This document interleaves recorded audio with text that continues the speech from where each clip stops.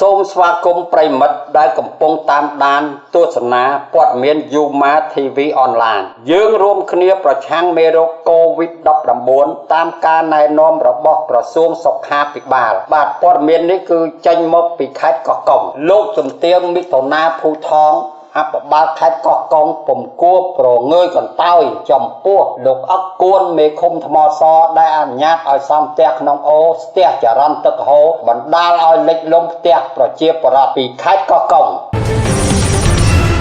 ប្រជាពលរដ្ឋនៅឃុំថ្មសស្រុកបទុមសាគរខេត្តកោះកុងបានរិះគន់យ៉ាងចាស់ដៃទៅលើលោកអកគួនមេឃុំថ្មសដែលបានចេញលិខិតកិច្ចសន្យាឲ្យលោកដានតារាសាងសង់ផ្ទះពីលើអូធ្វើឲ្យរាំងស្ទះចរន្តទឹកហូរលិចផ្លូវ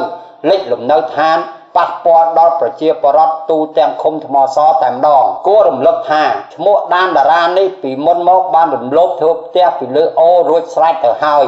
ដែលធ្វើឲ្យរាំងស្ទះផ្លូវទឹកហើយធ្វើឲ្យលិចលង់ផ្ទះសម្បែងរបស់ប្រជាពលរដ្ឋជារៀងរាល់ឆ្នាំមិនតែប៉ុណ្ណោះទេឥឡូវនេះលោកមេឃុំអកគួនបានធ្វើកិច្ចសន្យាឲ្យឈ្មោះដានតារានេះចាក់ប្លង់សេឡើងថែមទៀតនឹងឲ្យធ្វើផ្ទះពីលើអូដដែលមិនតែប៉ុណ្ណោះ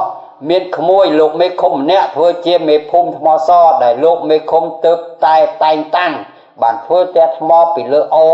ធ្វើឲ្យរាំងស្ទះផ្លូវទឹកលិចផ្ទះប្រជាពលរដ្ឋជារៀងរាល់ឆ្នាំដែរតាមប្រភពពីប្រជាពលរដ្ឋនៅឃុំថ្មសទាំងអស់បានរិះគន់ថាអ្នកដែលសាងសង់សំណង់អាណាធិបតេយ្យទាំងអស់នេះគឺមកពីមេឃុំបើកដៃឲ្យសាងសង់ទាំងអស់កន្លងមកប្រជាពលរដ្ឋបាននាំគ្នាផ្តិតមេដៃចំនួន140គ្រួសារមានតំណាងប្រជាពលរដ្ឋ2នាក់ទី1ឈ្មោះហេងសាងទី2ឈ្មោះខួធូងដាក់លិខិតដើម្បីឲ្យអាជ្ញាធរដោះស្រាយបញ្ហាអ្នកដែលសាងសង់សំណង់រំលោភអូ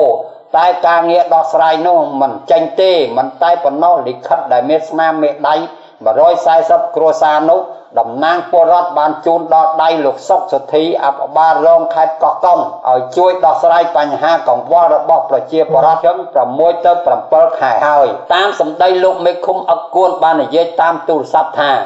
រឿងរ៉ាវផ្ទះរបស់ឈ្មោះដានតារាកំពុងចាក់ប្លង់សេនេះគឺឲ្យគាត់ធ្វើកម្ពស់ឡើង8តឹកពីលើអូទៀតកាលពីមុនមកគាត់ធ្វើទាបពេកវារាំងស្ទះទឹកអូឲ្យគាត់ធ្វើឡើងសិនបើនៅស្ទះទឹកទៀតចាំគិតទៀតលោកមេឃុំបានបន្តថាបើមិនឲ្យគាត់ធ្វើពីលើអូទេពួកគាត់អត់មានដីរស់នៅទេលោកមេឃុំក៏បានបន្តទៀតថាច្បាប់មិនអនុញ្ញាតឲ្យសាងសង់ក្នុងអូទេតែធ្វើយ៉ាងម៉េចបើគាត់នៅទៅហើយឲ្យគាត់រុះរើទៅណាហើយរឿងចេញលិខិតស្នាមនោះគាត់មិនបានអនុញ្ញាតឲ្យទេហើយក៏មិនមានច្បាប់ដែរ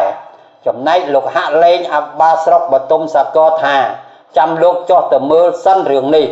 ប្រជាពលរដ្ឋសំណូមពរលោកជំទាវមិថុនាភូថងអភិបាលខេត្តកោះកុងពុំគួរប្រងើយកន្តើយចំពោះលោកអកគួនមេឃុំថ្មសដែលអនុញ្ញាតឲ្យសង់ផ្ទះក្នុងអូផ្ទះចរន្តទឹកហូរបណ្ដាលឲ្យលិចលង់ផ្ទះប្រជាពលរដ្ឋនោះទេ